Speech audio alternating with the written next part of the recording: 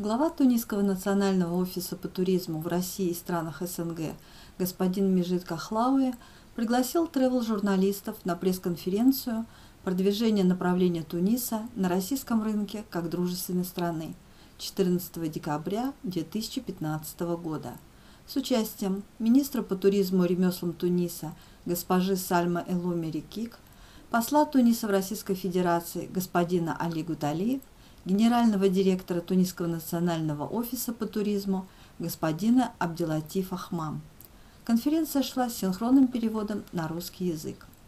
Мы хотим убедить российских коллег в том, что отдыхать в Тунисе по-прежнему безопасно и очень комфортно, сообщила представителям туристической прессы госпожа Сальма Эломи Рикик. Mesdames et messieurs, les représentants des organismes de presse et du monde des médias, je voudrais tout d'abord vous remercier chaleureusement pour avoir répondu présent à notre invitation. C'est pour moi et pour les membres de la délégation tunisienne qui m'accompagnent un plaisir de vous rencontrer et de répondre à vos questions. Je voudrais à cette occasion vous dire que je suis sincèrement heureuse d'être aujourd'hui à Moscou pour une courte visite, mais une visite extrêmement importante pour le développement et la diversification de la coopération touristique et culturelle entre nos deux pays. Je suis venue à Moscou porteuse d'un message fort d'amitié de la Tunisie, un pays qui a envie d'aller de l'avant sur la voie de développement et de la modernité, un pays qui aujourd'hui a besoin de ses amis pour s'inscrire dans la durée et de manière irréversible sa dynamique de modernisation politique et d'épanouissement économique et social. Nous avons en Tunisie un grand respect pour la Russie, un grand pays qui joue un rôle majeur pour la paix et la stabilité dans le monde. Je voudrais à ce niveau adresser solennellement un message de reconnaissance au président Vladimir Poutine, au gouvernement et au Parlement russe, mais aussi au peuple russe qui continue à soutenir la Tunisie. Les événements que nous avons connus cette année ont affecté la dynamique que nous avons toujours entretenue avec votre pays. Seulement 52 000 touristes russes ont choisi la Tunisie entre le 1er janvier et le 30 novembre 2015. Nous avons grand espoir que le nombre des touristes russes qui partent en Tunisie repart à la hausse dans les semaines à venir. Nous ferons tout pour que nos amis russes se sentent bien et aient confiance en la destination en Tunisie. Le gouvernement tunisien a placé la sécurité comme priorité absolue sur son agenda. D'importantes mesures ont été décidées pour assurer la sécurité des aéroports, des hôtels, des musées, des circuits et des lieux touristiques. Une circulaire signée conjointement par M. le ministre de l'Intérieur et le ministère du Tourisme et de l'Artisanat a été adressée aux hôtels pour exiger un renforcement de la sécurité. La Tunisie a décidé d'investir pour équiper son armée et les différents corps spéciaux chargés d'assurer la sécurité dans le pays. Les mesures dont je viens de parler deviennent obligatoires, elles ne sont pas facultatives. Tous les hôtels ont l'obligation de les appliquer. Plusieurs programmes de coopération dans le domaine du renseignement et de la sécurité sont engagés avec les grands pays, tels que l'Allemagne, la France, l'Italie et la Grande-Bretagne. Des accords ont aussi été signés avec l'Union européenne dans ce cadre. Mesdames et messieurs, la Tunisie est une destination touristique, historique et traditionnelle pour les Russes. Nombreux sont ceux parmi vous qui deviennent fidèles à la destination. Ils aiment les plages et la thalassothérapie. Nous serons toujours très heureux de les accueillir. Nous ferons tout pour les satisfaire et leur donner du plaisir en été et même en hiver. Le sud tunisien offre des paysages et une hospitalité authentique. Djerba, Tozeur, Douze, Kébili, qui attendent et vous offrent des séjours inoubliables. Nous avons rencontré aujourd'hui les représentants des PO et nous les avons encouragés à reprendre la programmation sur la Tunisie dans les meilleurs délais. J'ai personnellement rencontré M. Vitali Moutro, ministre des Sports, de la Jeunesse et de la Jeunesse, Monsieur Pouchkov, président de la Commission des Affaires étrangères à la Douma, j'ai trouvé auprès d'eux un soutien généreux et amical à la Tunisie. Nous avons convenu de renforcer et de diversifier la coopération entre nos deux pays dans les domaines du sport, de la culture, de la technologie et du tourisme. Et dans les deux sens, nous sommes optimistes quant à l'avenir de la coopération entre nos deux pays. La prochaine commission mixte tuniso-russe donnera certainement un coup d'accélérateur à cette coopération. Nous serons très heureux de vous recevoir et de vous accueillir en Tunisie dans les prochaines semaines.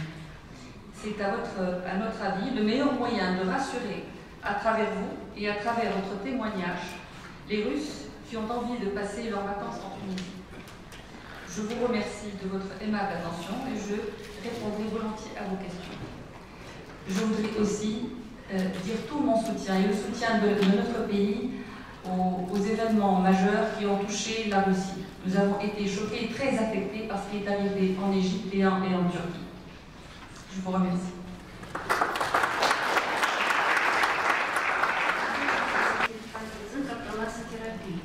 Несомненно, должно поднять отрасль на еще более высокий уровень в мире.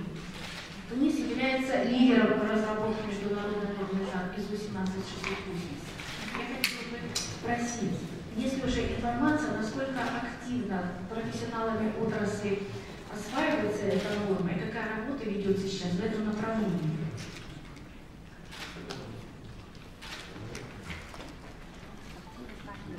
Можно повторить первый час. 9 октября в Тунисе проходил семинар и презентация новой международной нормы ИСО 17680, относящейся к сертификации центров талассотерапии. Да. Еще дальше вопросы? Конечно. Что должно поднять эту отрасль на еще более высокий уровень в мире? Тунис является лидером разработки нормы ИСО 17680, международной нормы. И я хотела узнать сейчас, что ведется, продолжается, как работа в этом направлении, насколько активно профессионалы отрасли осваивают эту норму. Ну, просто о семинаре и чему он был посвящен.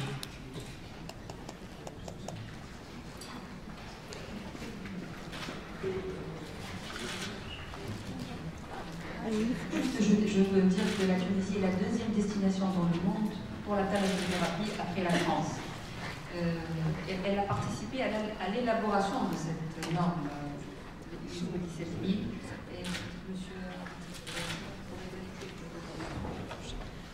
Vous savez, la qualité est de façon générale une priorité absolue aujourd'hui pour le secteur du tourisme.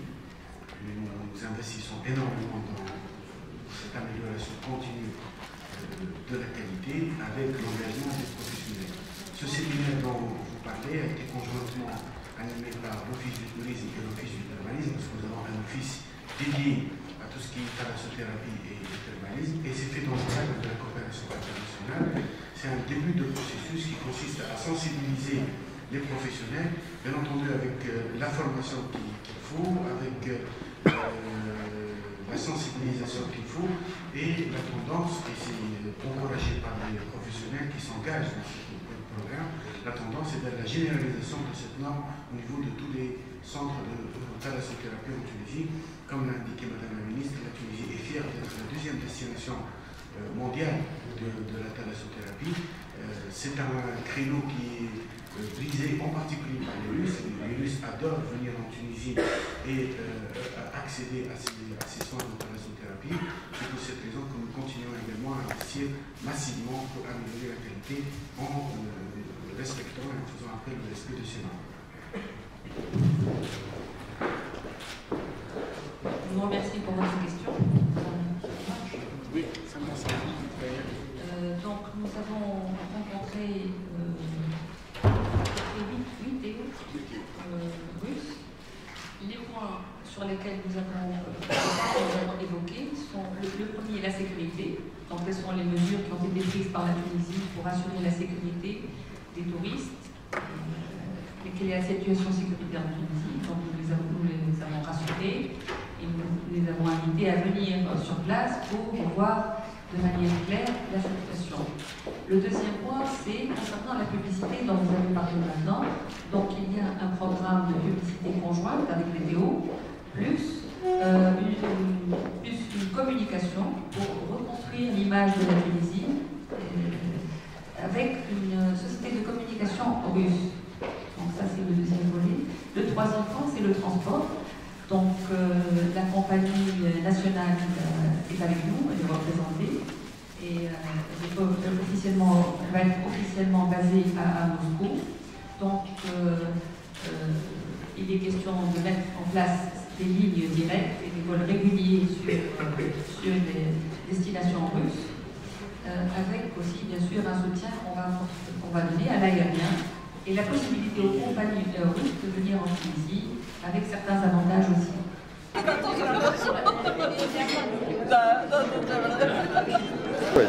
Как вас зовут-то? Здравствуйте, меня зовут Сивар. Это значит браслет. А вас? Your name? What's your name? My name is Sahar. Да. My name in Russian means sugar. Да, понял. I see. I'm from Tunisia. I see. I'm happy I see. because I'm Russian.